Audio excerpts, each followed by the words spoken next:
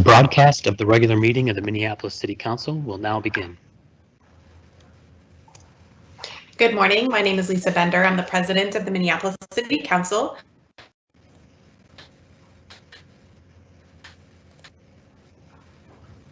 I'm qualified for remote participation by members of the City Council and city staff as authorized under Minnesota statutes section 13D.021 due to the declared local policy by a quorum for this meeting.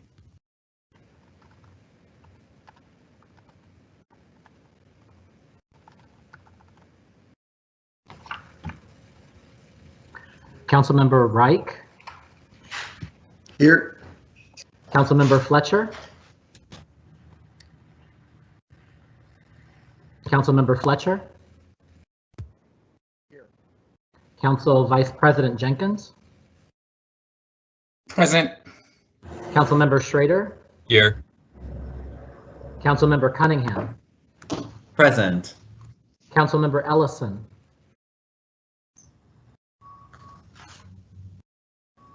Councilmember Goodman. Present. Councilmember Johnson. Here. Councilmember Palmisano. Present. Councilmember Gordon. Here. Councilmember Cano. Councilmember Ellison. I'm on a live city council. Councilmember Cano. Council President Bender.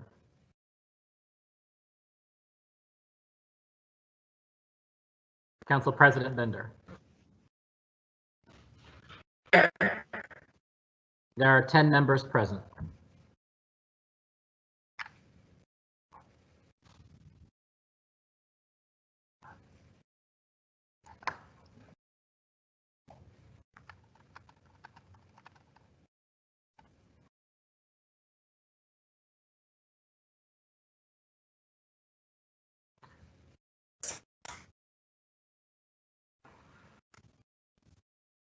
Madam President, it looks like perhaps there is a technical issue on our end. It appears that the video stream may be frozen, so I'm going to suggest that we pause for just a moment.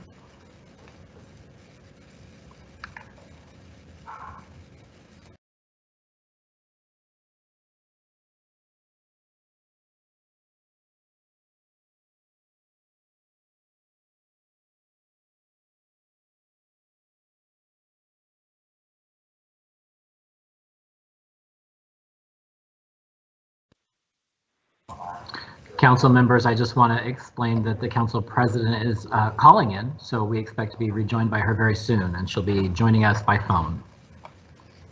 Hello, Mr. Carl. I am on the phone line now. Welcome back. Okay, thank you. So I believe I was breaking up earlier. We do have a quorum for today's meeting, and the agenda for today's meeting is before us. Are there any amendments from council members? Seeing none, clerk, please call the roll on the agenda. Madam President, before I call the roll, I want to clarify, we had distributed a new item to be amended to the agenda. I'm questioning whether we're adding that. This is the resolution related to emergency proclamations. Oh, yes. Thank you, Mr. Carl. I will move to amend the agenda to add the item related to amending the public health emergency declaration. With that, I'll call the roll. Yep, I have a second from Councilmember Gordon, and I'll call the roll if you like. Councilmember Reich. Aye. Councilmember Fletcher. Aye. Council Vice President Jenkins. Aye. Councilmember Schrader. Aye. Councilmember Cunningham. Aye.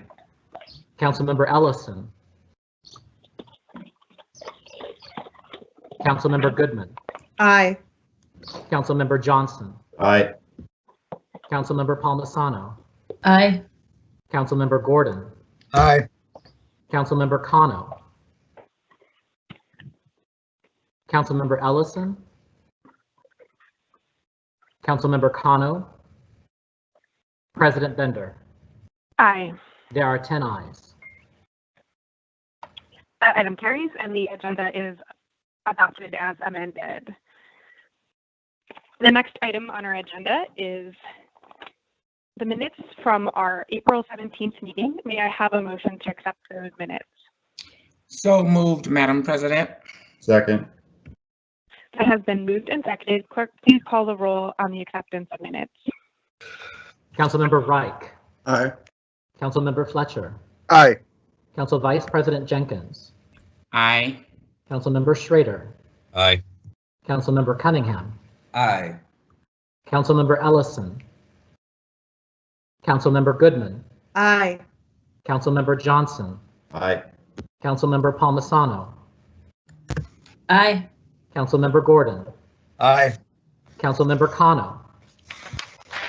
Councilmember Ellison. Councilmember Kano. Council President Bender.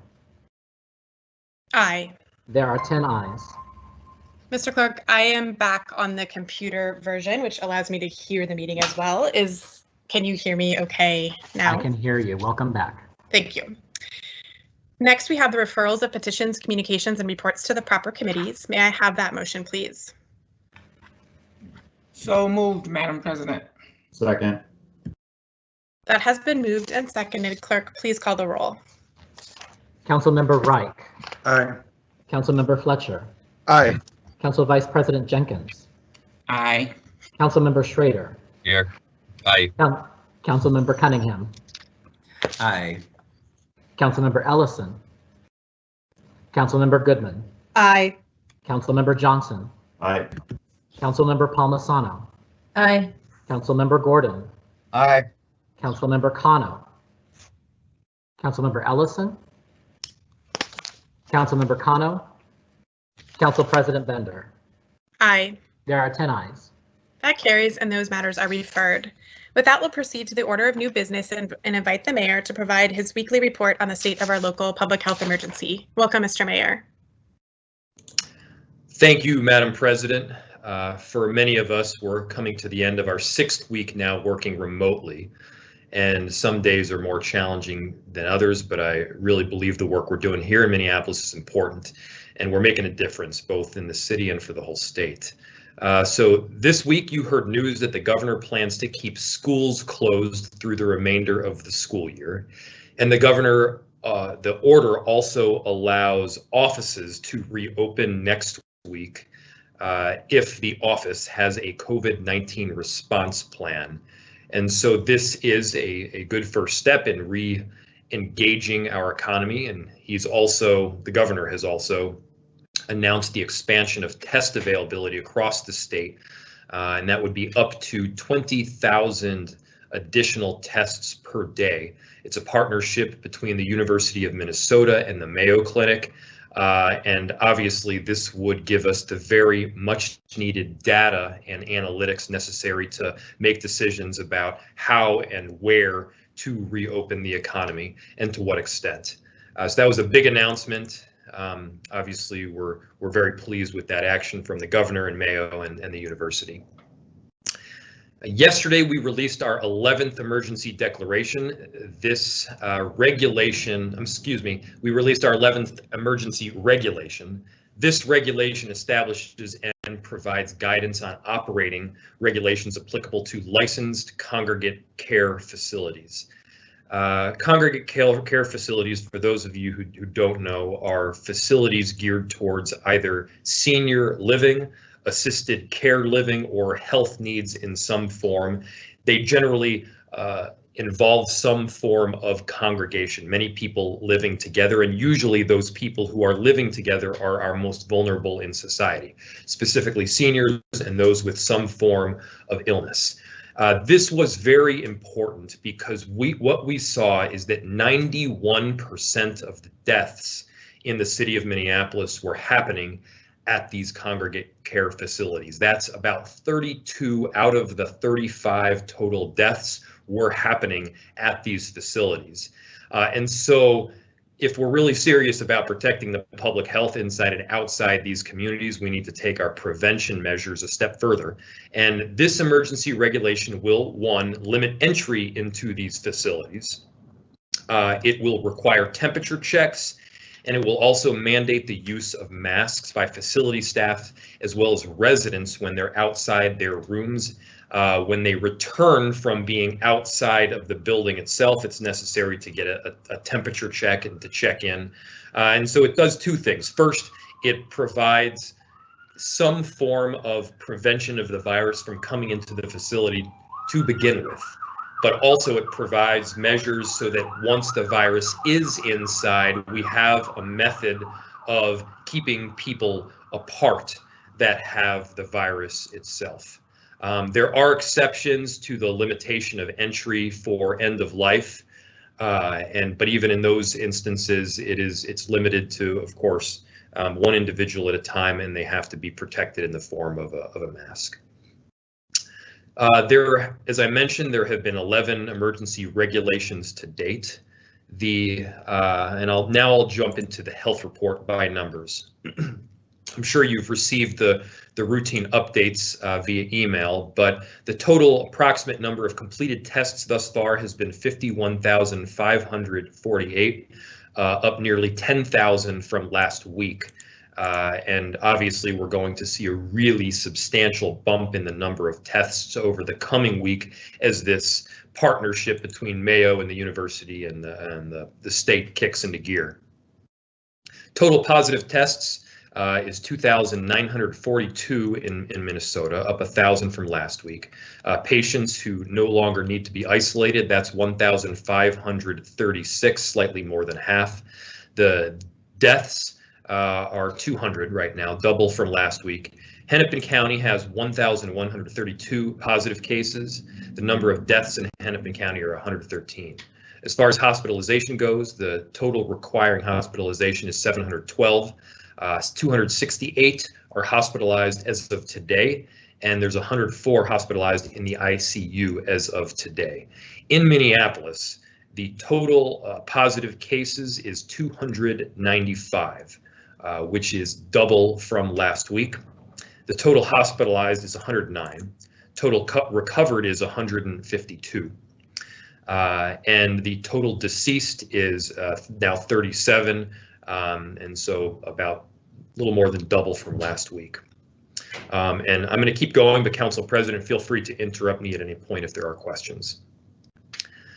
Moving on to the DHS grant. Our city health department sought and will receive $31,000 from the Minnesota Department of Human Services COVID-19 emergency response. These funds will help offset the cost of 4 new hygiene stations established last week. I told you about the locations of them. Physical distancing efforts, as you know, are very much underway, and we're making sure to provide proper outreach and engagement. There's been a message of reinforcement, which continues at convenience stores and corner stores, and educational materials are in the works for multi-unit housing settings, including posters on wearing a mask, safe elevator use, and safety guidelines in common areas such as laundry rooms. The Office of Emergency Management and Workforce Report is next. The city's workforce continues to maintain essential functions of government. Our daily rate of workers on duty remains between 89 and 91% of the total workforce. Approximately 79% of workers on duty are working remotely, and that is excluding police and fire. The city received a shipment of 500,000 surgical masks this week to enhance supplies for internal use and community distribution. We've prioritized 180,000 of them for licensed congregate care facilities to support the recent emergency regulation. Finally, OEM's efforts remain focused on the situational awareness of trends, impacts, and then offering guidance and support across the enterprise. As for procurement, the total spend as of April 22nd is $1,197,318.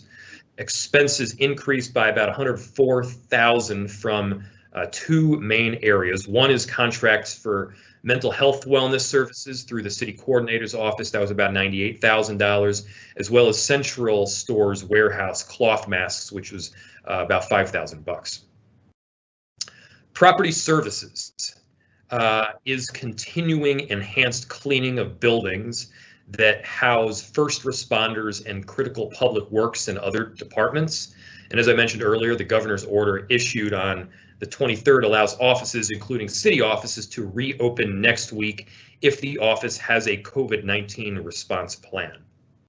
The policy group will be discussing options for how we at City Hall will perhaps be opening up in some form as well.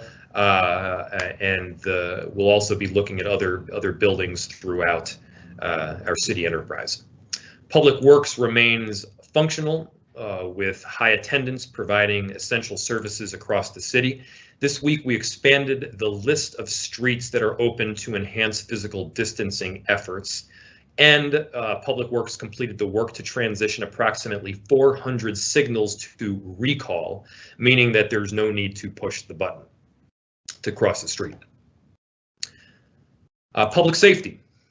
Mr. Mayor, Councilmember Cunningham has a question or comment. Yes. Thank you, Madam President, and thank you, Mr. Mayor, not only for this update, but for your leadership during this pandemic. I wanted to go back and ask a question around procurement with the contracts for mental health wellness services. Could you please speak more to what those services are for? Are they for city employees? Are they for community members? Could you speak a little bit more to what those mental health services are for? Madam President, Councilmember Cunningham, it's my understanding that those services go beyond the city enterprise and are available to community, but if a member of our city coordinator's office or Mr. Ruff are available to further confirm, that would be great. Sure, Mr. Mayor. Council President, members of the City Council, Mark Ruff, City Coordinator.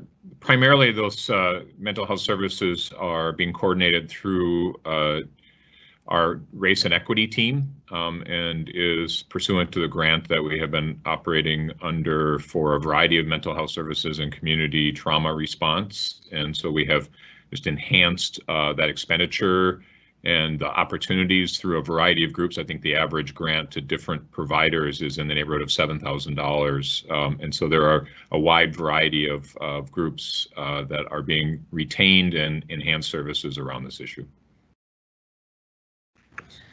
Thank you very much. I would like to follow up with just saying that I think when we are allocating those dollars to community-based organizations, that it would be helpful for us as council members to know about what organizations have received city dollars in particular, so we're able to raise the profile of those organizations and make sure that our constituents are able to access those resources. And so I just want to think about how are we communicating the resources that are available on a community-based level. So just want to name that and would like to see the list of organizations that ultimately are funded. Thank you.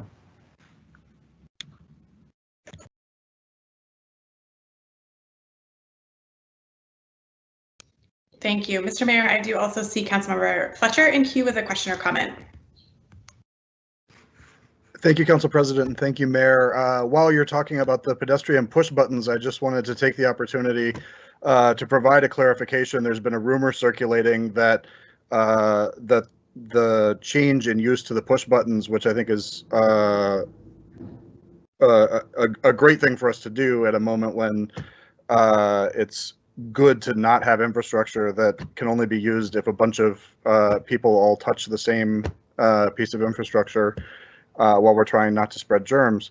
But do want to clarify, there had been a rumor that in the process that we were losing the ADA functionality of pedestrian crosswalks, and just wanted to clarify on behalf of Public Works, I've been working to get this information out through disability advocates, but the ADA functionality still works. The push buttons still work for that purpose, and if people need audible and tactile cues to safely cross the street, they should still use the push buttons, and they're still functioning for that purpose. but they only work for that purpose now. That's helpful.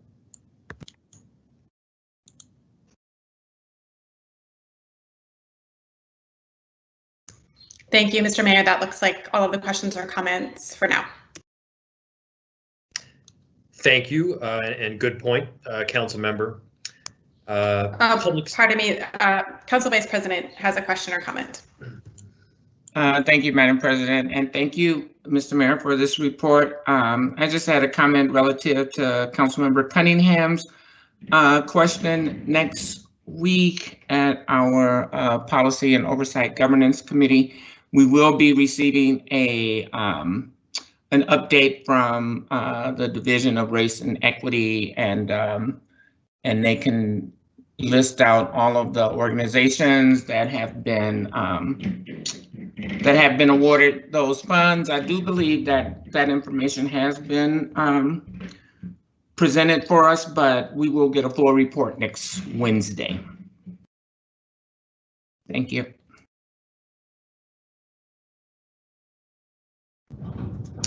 Thank you, Council Vice President.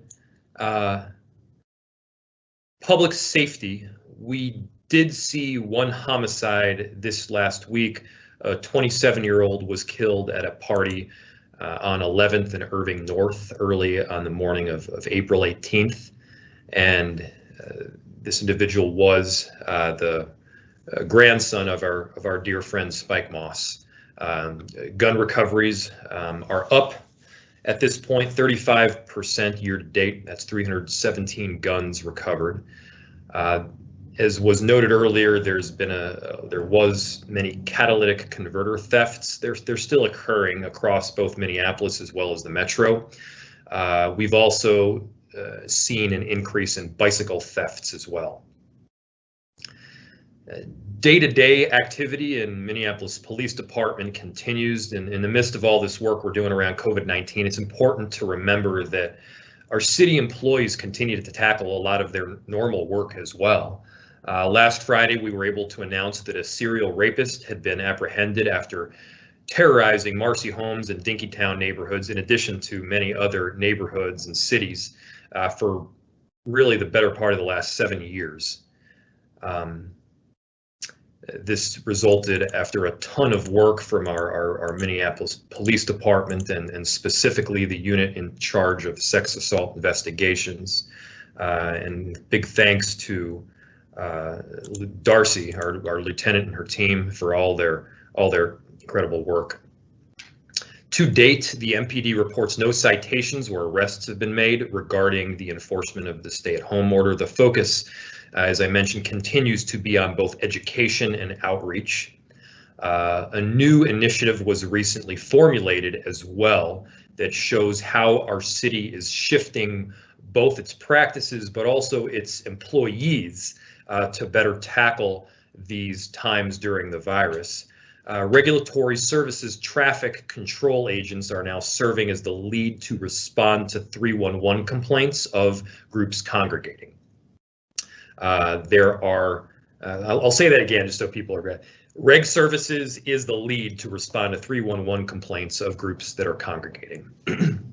There are currently 9 volunteer traffic control agents conducting this work, responding to public areas with educational materials, and they're focusing their efforts around small parks in the city, on school recreational yards, hotspot areas identified by 311 for proactive outreach, and are responding to live incoming calls as well as needed. This feedback is shared then with NCR and Health for any specific follow-up needed for further cultural specific education and outreach. And in addition, IT created this awesome dashboard that will be used to respond to 311 calls that are identified in areas of concern. And I want to point out that IT has really done some very quick and tough work to get these systems set up so that we're both operating in a form of transparency even when things need to be handled quickly. And these dashboards that they set up are no small task. So a big thank you to them. Traffic control will continue proactively to address some of the social distancing or physical distancing issues until the governor's stay-at-home order is lifted. The fire department identified its first positive case this week, and that's within the department itself. Last week we discussed the cleaning and safety measures the fire department is taking, and it's our goal to ensure that we limit exposure for the safety of our first responders. They're also engaged in a number of community outreach efforts during COVID-19, and here's just a few highlights. They're distributing fire safety activity books to each of the 50 Minneapolis public school locations where families are picking up free breakfasts and lunches. They're collaborating with Minneapolis public schools to offer virtual fire station tours, which is kind of cool. Virtual story time with a firefighter, even cooler. And virtual science experiments done by firefighters in the station. I don't know what that looks like, but I have to check it out. And they're managing requests for CERT volunteers to help with boxing up food at local food distributors who supply food to shelters, public housing, and food shelves. And so the work that our first responders are doing is of course noble and heroic, but it's also very community-based as well, and a big thank you to them. State and federal activity. House File 4541 was heard in the House Housing Division this past Wednesday. The bill includes an appropriation of $100 million in emergency housing assistance grants that would assist people who have experienced income loss, which may affect their ability to pay their rent or mortgage due to the impact of COVID-19. And along with that funding, the bill also includes several policy items related to evictions and foreclosure, including a prohibition from landlords for charging late fees and terminating leases or failing to renew leases during this peacetime emergency. And that would be until January 15th, 2021. The policy would also require landlords of residential units to provide notice before initiating eviction actions after the peacetime emergency ends. And it would prevent the initiation of a foreclosure during the peacetime emergency until also January 15th, 2021. Elections. The House Government Operations Committee considered a bill at guaranteeing a safe and secure conduct of 2020 state primary and state general elections. And at this time, the bill does not have bipartisan support, so we'll need to continue the work there around voting rights. We don't want to have people choose between protecting their house and exercising their constitutional right to vote. The interim federal bill did not include funding for safe and secure elections, and so we will continue to call on our delegation and the rest of Congress to do the right thing in passing this to make sure it's included in the Phase 4 bill. In terms of federal resources, the state has received its direct appropriation from the CARES Act, and Treasury guidance for those funds was released late Wednesday evening. The state will announce the plan for its expenditures in a week or so. The city departments continue to apply directly or in partnership with the appropriate state agency for federal resources being released through the CARES Act, and we very much hope to have a better idea of what form of funding, when we will get it, and how much we will get in the near future. It's very difficult, obviously, to make difficult financial decisions without having a firm understanding of how much money is coming in the door. Congress this is for the phase 3.5 COVID relief bill. Congress has reached a tentative agreement on $484 billion relief package that infuses funds into existing economic relief programs, hospitals, testings. There are several highlights of the bill that I'm not going to get into, but happy to answer questions on. I'll pause there as I think I saw Councilmember Schrader chime in. That's right, Mr. Mayor. Councilmember Schrader would like to make a question or comment. Oh, thank you, Madam President. Mr. Mayor, thanks again for all the work you're doing. I wanted to come back to the House File 4541 about the $100 million. I just want to see, is there a companion bill in the Senate? Madam President, Councilmember Schrader, I am not aware of a companion bill in the Senate, but if Mr. Raniere is on the call, perhaps he can confirm. Can you hear me? Hello? We can. Can you, there is a companion in the Senate. It's still in committee. What that bill does, it mirrors the House bill quite well. However, there's a big difference in funding. There's $30 million in that Senate bill and $100 million in the House bill. And the Senate bill is still in committee, should be hopefully be heard again next week. There was a hearing this week on that bill that basically ran out of time. Mr. Ranieri, did you say 30 million in the Senate bill? I didn't quite hear. 30 million in the Senate bill, yes. Okay. All right, there's a $70 million difference. Thank you. I just wanted to be very public that there is a $70 million difference between the two bills, so it will likely be much less than $100. Excuse me, 100 million that gets allocated. Thank you.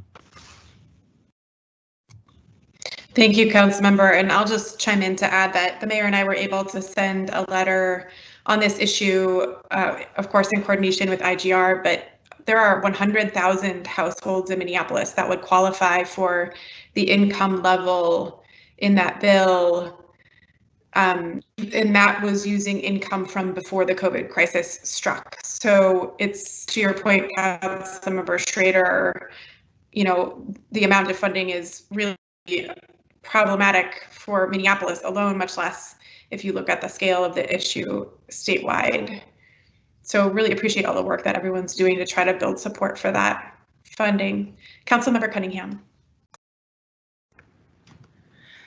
Thank you, Madam President. I did just want to highlight in the 3.5 COVID relief bill that that does not include any sort of support for local and state governments.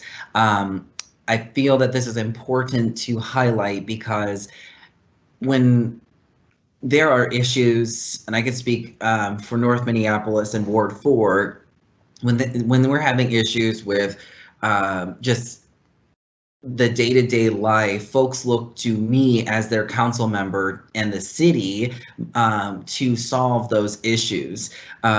However, we do not have bottomless resources in order to be able to meet the nuanced needs of every kind of issue that we have across the city. That is why federal aid is so important during this crisis, is so that we are able to, at a local level, be able to allocate resources in a more nuanced, culturally appropriate, community appropriate way. And so it is a big concern that was left out. I have reached out to our congressional representative and our senators asking for that advocacy. Mr. Mayor or Mr. Ranieri, I wanted to just ask what kind of federal advocacy is happening, because we also didn't make the cut in the last round in terms of being able to get direct federal allocation of resources. Instead, we have to go through the state, and we just barely didn't make that cut.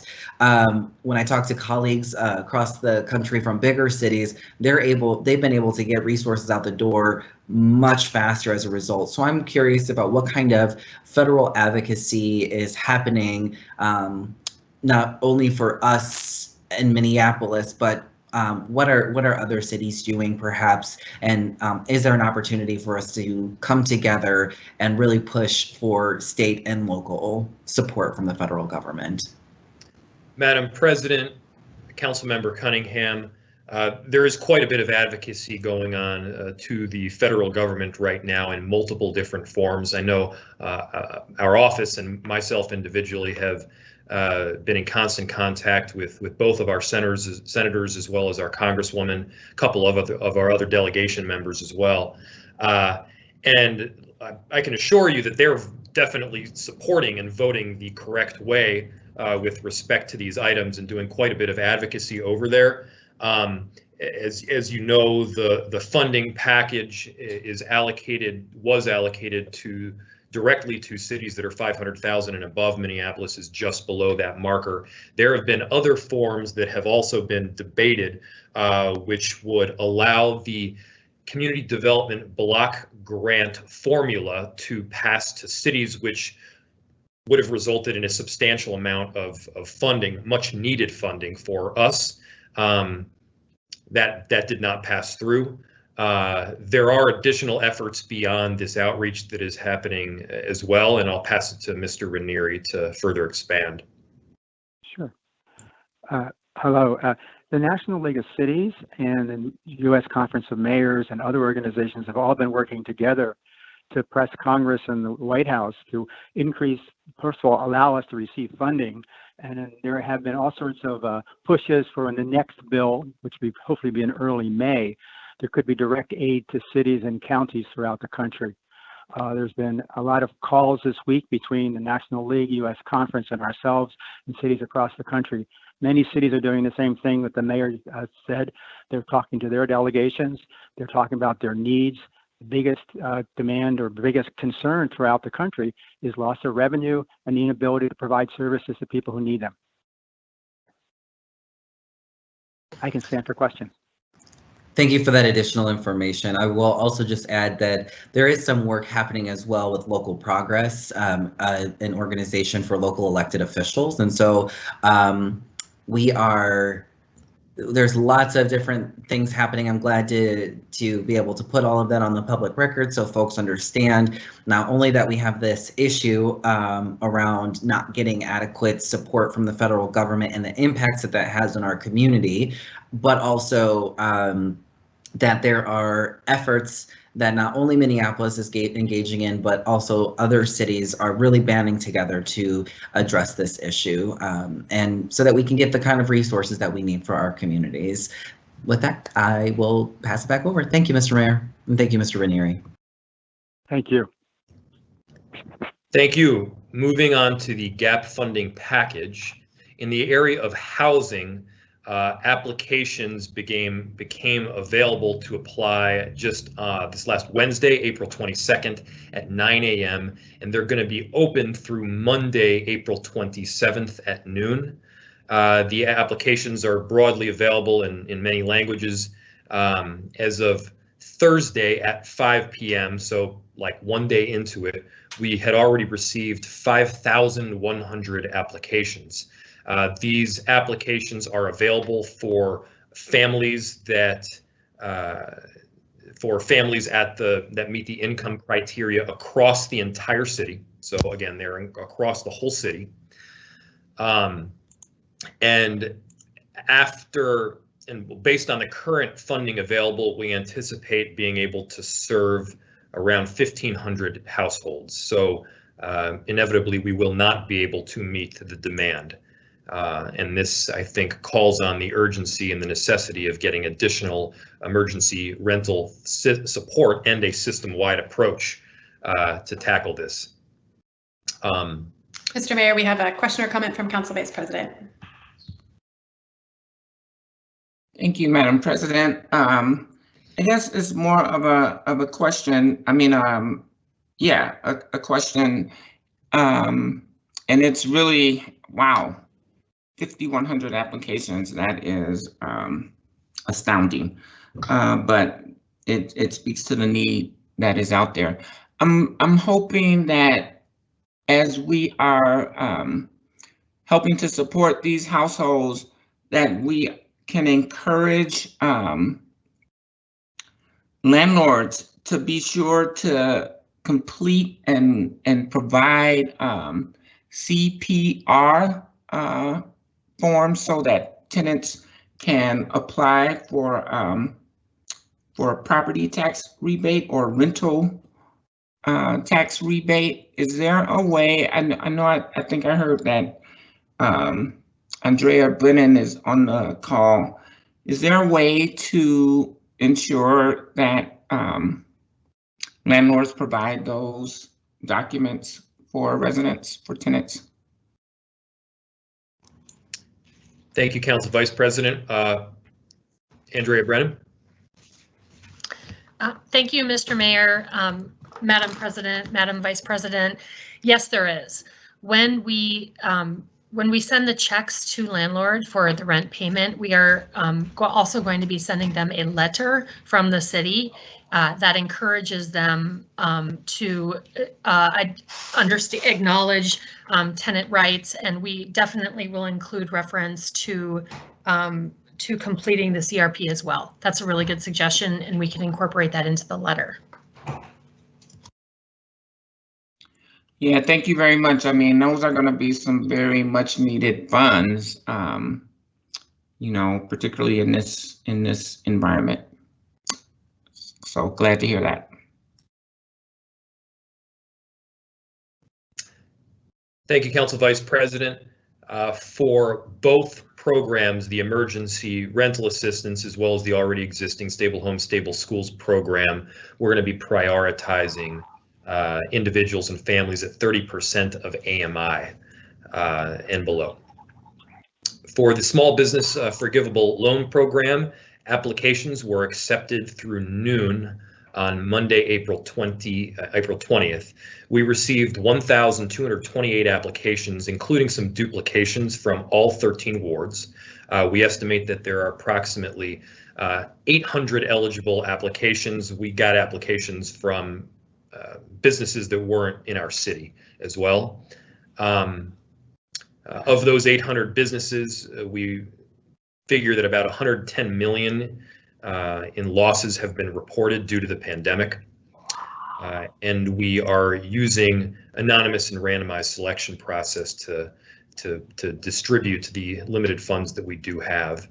As for the 0% loan, staff are also working to launch the program, and we anticipate that this being up very shortly. We're also actively fundraising for the Minneapolis Gap Fund, and I'm really grateful to have the Minneapolis Foundation's partnership in this effort. On the front of cost containment, there, as you know, was a hiring freeze and discretionary spend freeze. Mayor, it looks like Councilmember Schrader probably has a question or comment about the last item. Thank you. Thank you, Madam President. Yeah, I was not quick enough on the draw on that. But yeah, I wanted to bring up kind of again, when we talk about kind of the overwhelming interest in the forgivable no interest loan program, you know, it's really not surprising. And this program was not even open to most Minneapolis businesses.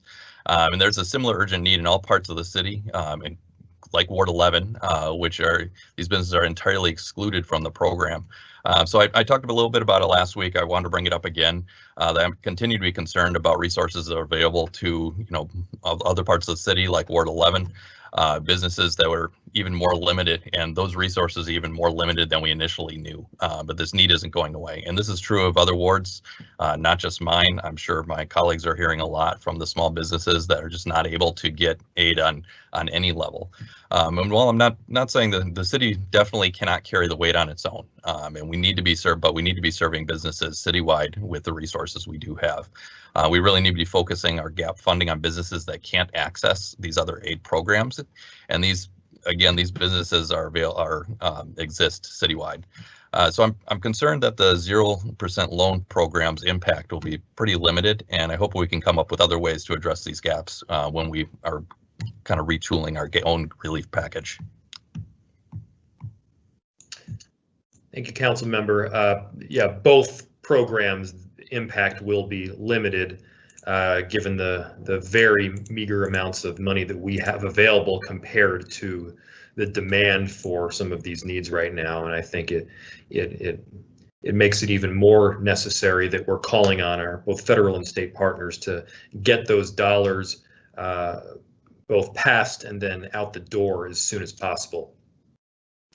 Mr. Mayor, I also think it's worth mentioning that I know your office and city staff have been in conversations with the Minneapolis Chamber of Commerce, and that there's significant effort going to try to help encourage or pressure our local banks to work with small businesses, and especially going forward to really prioritize some of the funding for our small businesses that qualify for the PPP program, which will of course relieve some pressure off of our very limited resources here at the city. So those federal funds really should be reaching more of our, you know, Main Street businesses across the country than they are. And I know there were limitations in the federal program. It's not to place blame, certainly, but to just acknowledge that there have been a lot of barriers to small businesses accessing funds. And I think we're going to need a real concerted effort in partnership with private sector banks in order to achieve better results for our small businesses, businesses that, where English is a second language or non-English speaking businesses, and those sort of more vulnerable businesses that have barriers, but still do qualify for the PPP program. So I appreciate your office's work, and our staff and our partners who are working to get those resources to small businesses, Main Street Alliance, the Chamber, and other partners in the community.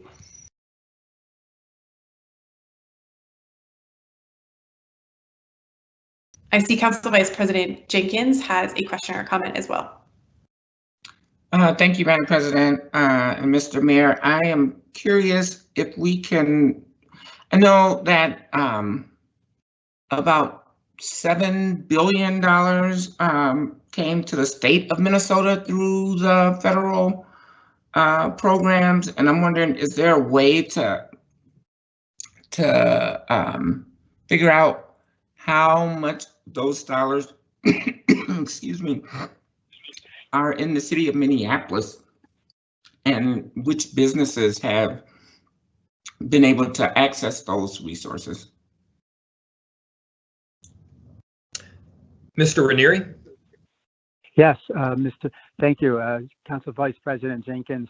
I think we don't have that data now, but I think within the next couple of weeks, we'd probably be able to receive that data, or at least ask for that data. Thank you.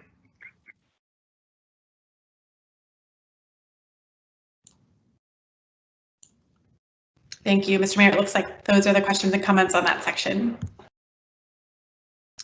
Cost containment is the next section between both hiring freeze and discretionary spend freeze. We're hoping to save close to $29 million.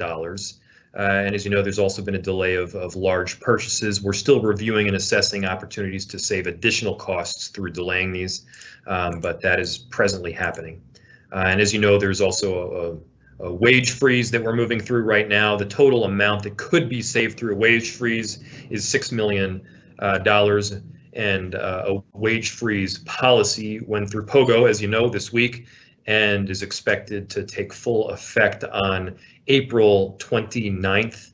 And we are presently in conversations with our union partners to have that freeze go citywide to both non-represented as well as represented employees.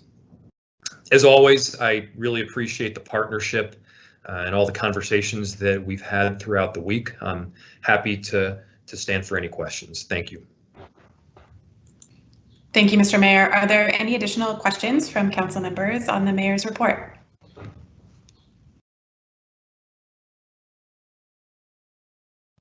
I don't see any, Mayor, so thanks again. I know you and I talk many times a day, but just appreciate all of the work that you're doing and the partnership that we have.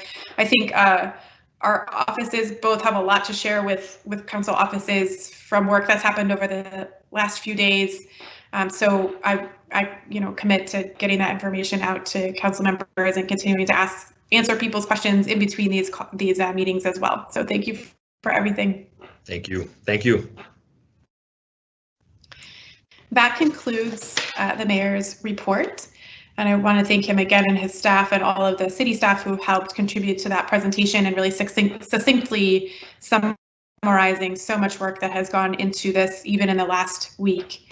So I will see if there are any objections, and without objection, I'll direct the clerk to file that report.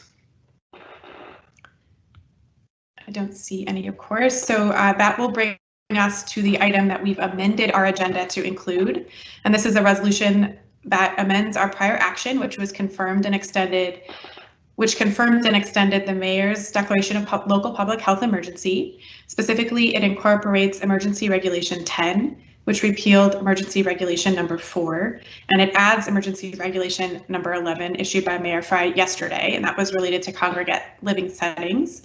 Are there any questions or discussion from council members? I will go ahead and move that amendment to the resolution.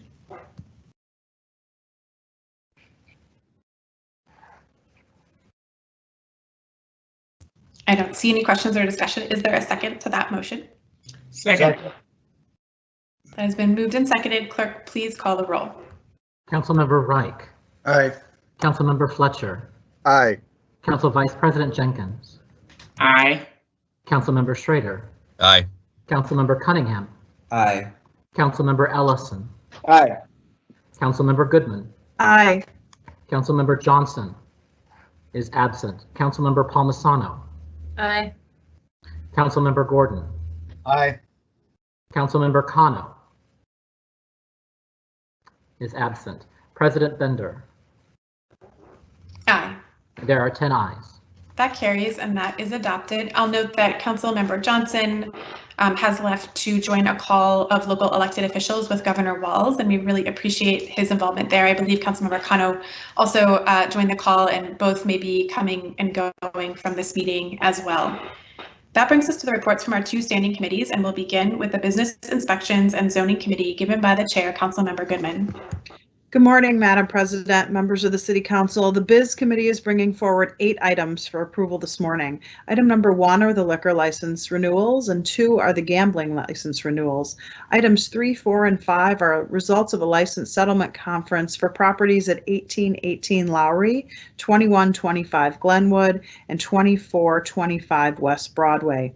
Item number 6 is a low bid for yard maintenance. Item 7 is a loan restructure for the Mercado Central. And number 8 is a historic study update at the Upper Harbor Terminal. I'll move all 8 items for approval this morning. Councilmember Goodman has moved the committee report. Is there any discussion? Seeing none, clerk, please call the roll. Councilmember Reich. Aye. Councilmember Fletcher. Aye. Council Vice President Jenkins. Aye. Councilmember Schrader. Aye. Councilmember Cunningham. Aye. Councilmember Ellison. Aye. Councilmember Goodman. Aye. Councilmember Johnson. Aye. Councilmember Palmisano. Aye. Councilmember Gordon. Aye. Councilmember Kano is absent. President Bender. Aye. There are 11 ayes. That carries and those items are approved. I will pause and recognize Councilmember Johnson, who did join back in, but just not in time for that last roll call vote on the updated resolution. Councilmember Johnson. Thank you, Madam President. I'm jumping in between these meetings, so could I please be added as an aye on that misvote? Councilmember Johnson has asked to be added as an aye vote for the updated resolution, which was item 2 under new business. Without objection, we can record the vote that way. Seeing no objection, we'll move on to the next report from the Policy and Government Oversight Committee and ask the Council Vice President to please give that report. Thank you, Madam President. The Policy and Government Oversight Committee brings forward 9 items for consideration today. Item number 1 is a grant application to the Met Council's Livable Communities demonstration account for the Towerside District Stormwater Phase 2 project. Item number 2 is a wage freeze for all jobs in the appointed, non-represented, and politically appointed employee groups. Item number 3 is authorization of a contract with Lockridge Grindle Noun for federal lobbying representation from April 1st, 2020 to March 31, 2021. Item number 4 is an approval of a couple revisions to the One Minneapolis Fund request for proposals. Item number 5 is a resolution approving an increase in the appropriation and revenues for the Safe Routes to School program to address the addition of a signal system and match the final scope of the President's Bicycle Boulevard project. Item number 6 is authorization of a contract with Flowbird Urban Intelligence in the amount of $12 million for 5 years to supply new parking meter pay stations and support system for managing that equipment.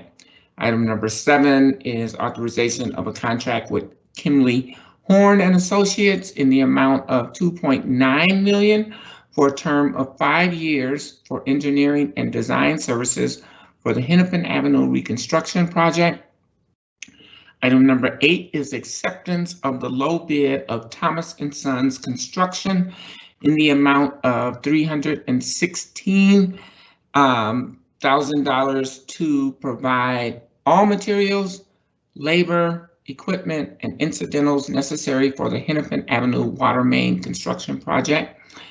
And item number 9 is a resolution authorizing rollover funds from 2019 to 2020 for items that were delayed or not completed during the 2019 budget year for several operating departments. And Madam President, I move all items for approval.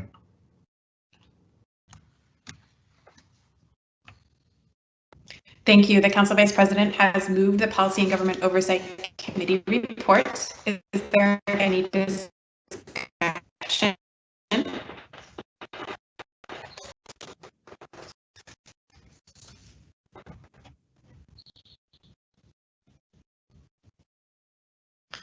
Seeing none, clerk, please call the roll. Councilmember Reich. Aye. Councilmember Fletcher. Aye. Council Vice President Jenkins. Aye. Councilmember Schrader. Aye. Councilmember Cunningham. Aye. Councilmember Ellison. Aye. Councilmember Goodman. Aye. Councilmember Johnson. Aye. Councilmember Palmisano. Aye. Councilmember Gordon. Aye. Councilmember Kano. Councilmember Kano is absent. President Bender. Aye. There are 11 ayes. Those items carry and the report is adopted. That brings us to our order of announcements. Are there any announcements from council members?